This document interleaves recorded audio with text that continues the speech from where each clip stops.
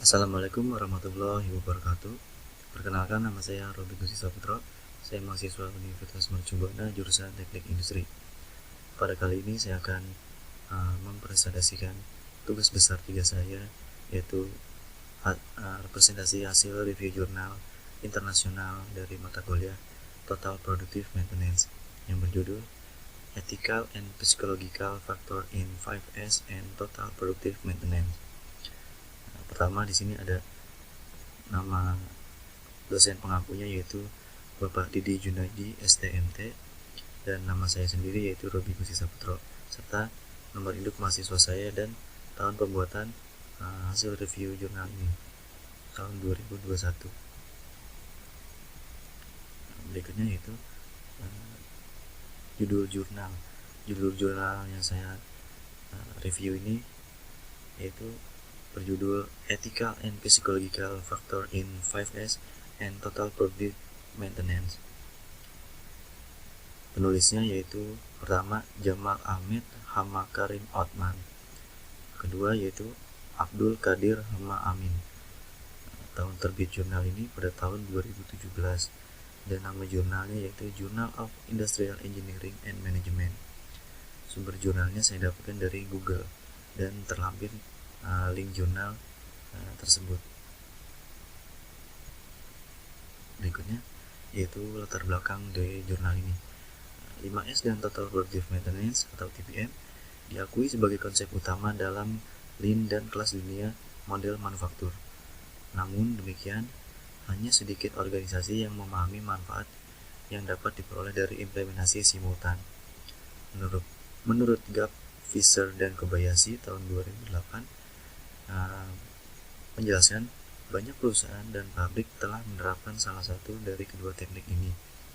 Tanpa menyadarinya, metode 5S sama saja dengan pijakan menuju pelaksanaan program TPM. Implementasi simultan dari kedua teknik ini, 5S dan TPM, bukan tidak mungkin, dan implementasinya bersama dalam satu sistem dapat membawa banyak manfaat bagi organisasi industri, termasuk peningkatan besar keselamatan di lingkungan kerja, aset kinerja, kualitas, produktivitas, dan yang paling penting yaitu kinerja keuangan. Semua ini pada gilirannya akan membantu organisasi-organisasi ini untuk memperbaiki situasi saat ini dan untuk memperkuat posisi kompetitifnya dengan meningkatkan efektivitas produksi dan memenuhi kebutuhan pelanggan dan konsumen sesuai kebutuhan. Berikutnya yaitu rumusan masalah. Rumusan masalah pada jurnal ini ada dua. Yang pertama yaitu apakah faktor etika memiliki peran yang lebih besar dari faktor psikologis dalam pelaksanaannya, dan yang kedua yaitu apakah memberikan dukungan finansial dalam penerapan 5S dan TPM dapat memperoleh hasil yang diinginkan. Dan berikutnya yaitu tujuan penelitian. Tujuan penelitian dalam jurnal ini yaitu untuk menyelidiki peran faktor etis atau etika dan psikologis dalam penerapan 5S dan TPM di pabrik semen di wilayah Kurdistan, Irak. Berikutnya yaitu metode penelitian yang digunakan. Metode yang digunakan pada penelitian ini menggunakan pendekatan metode campuran, menggunakan metode kuantitatif dan kualitatif, kuesioner survei dan wawancara secara bersamaan. Untuk mengumpulkan data dalam kerangka studi kasus adalah dipilih, yang akan membantu dalam membuat hasil lebih valid dan dapat diandalkan. Uji coba percontohan dilakukan untuk memeriksa validitas dan reliabilitas kuesioner survei. Dan berikutnya yaitu teori dasar pada jurnal. Van Patten pada tahun 2006 telah menyoroti manfaat menggunakan metode 5S dan menunjukkan bahwa metode 5S ketika diterapkan tidak hanya meningkatkan komunikasi antar karyawan, tetapi juga membantu mereka memperoleh keterampilan dan kemampuan yang berguna untuk mengurangi waktu henti, waktu tunggu, inventaris, cacat, cedera, dan biaya terkait. Peneliti menyarankan bahwa penerapan metode 5S membantu organisasi untuk menerapkan perubahan, meningkatkan standar kesehatan dan keselamatan mereka serta rumah tangga.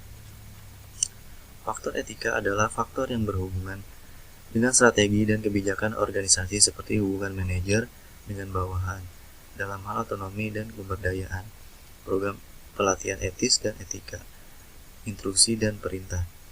Faktor-faktor ini diperlukan untuk mempelajarinya, karena mereka terkait langsung dengan kinerja karyawan dalam penerapan banyak teknik modern seperti 5S dan TPM.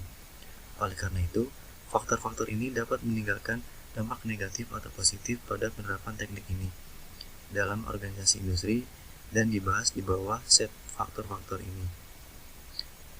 Dan berikutnya yaitu pengumpulan data. Pengumpulan data dilakukan dengan sebuah metodologi survei diadopsi dan kuesioner survei yang dikelola sendiri dan dirancang sendiri. NS kuesioner yang terdiri dari 3 bagian. Bagian pertama adalah tentang etika dan psikologi faktor. Faktor etika terdiri dari hubungan manajer dan bawahan. Dan kedua yaitu program pelatihan etis, dan yang ketiga yaitu instruksi dan perintah etis. Ketiga dimensi ini diukur dengan menggunakan 9 item dan masing-masing memiliki 3 item. Bagian kedua dari instrumen survei ini terdiri dari 9 item pengumpulan implementasi 5S dan TPM dalam hal efektivitas kinerja, produktif pabrik, keselamatan lingkungan kerja, akses mudah ke alat yang diperlukan, dan penyatuan prosedur dan pelatihan.